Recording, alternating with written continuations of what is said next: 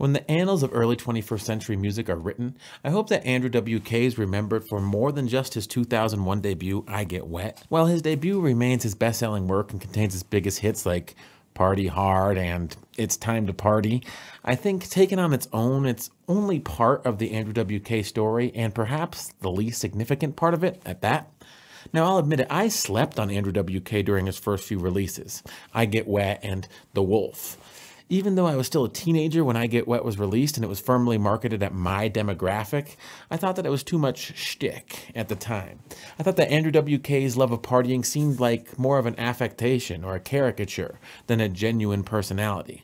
And I think one of the main reasons I've come to admire AWK as one of the great rock musicians of this era is because he won me over, not by coming closer to my ideal of what constitutes a great rock artist, but rather by never deviating from that persona he laid out 17 years ago. He has merely refined and perfected his party philosophy, the power of positive partying. And finding an artist with the strength and resolve to maintain thematic consistency while continuing to grow and improve is a rare thing in this world. Now, I became an AWK fan when a double album consisting of his third album, Close Calls with Brick Walls, along with the full album of Outtakes and Rarities, Mother of Mankind, showed up on my streaming service in 2010. Andrew WK was beset by some sort of contractual record company thing that prevented the release and promotion of his third album in the States, and the release was in Japan only. So the music was made in 2006 and not released in America until 2010. But when I saw the album in the new releases, I said, oh, the Party Hard guy has a new album. Let's check it out. And I must say I was absolutely blown away. I don't really care what critics have to say about anything. The Close Calls Mother of Mankind dual disc is one of my all-time favorite rock albums. Right up there with Night at the Opera and Leviathan and Dark Side of the Moon and Quebec and Odyssey and Oracle and all my other favorites. If you've ever read interviews with Andrew W.K., you'll realize that he's a genuinely thoughtful dude.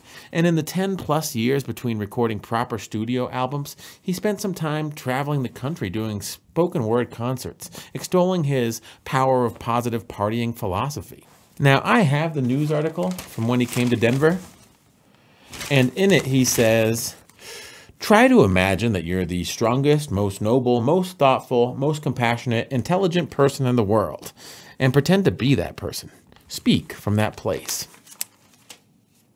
Now, at face value, this sentiment is a lot like his music. Extraordinarily simple at first glance, with more depth once you peel back the layers. Which brings me to the new album, You're Not Alone.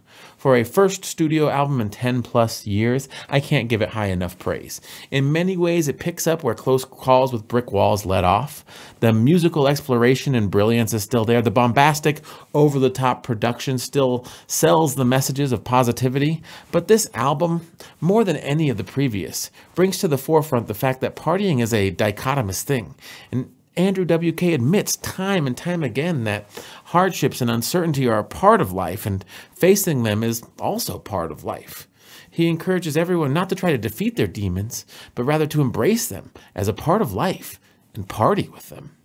Now, I heard a recent interview with Andrew W.K. where he said that people often say that music is their way of expressing what's inside of themselves. And he said with him, that is absolutely not true. He, like everyone else in the world, is filled with anxieties and fears and sadness and all the other things that are part of the human condition. And his goal with his music is not to express those emotions, but rather to make positive, uplifting music that would help him if he was ever in those vulnerable moments. And by doing so, he helps so many others who embrace his positive message and get on board with his music. And having the self-awareness and courage to admit this is a rare thing in an artist. So I'm going to have to give his new album, You're Not Alone, my full-throated endorsement. And in terms of ratings, I give it 5 out of 5 parties. It'll be one of the partiest albums of the decade, if not the partiest. And that's all I have to say about that. Bye.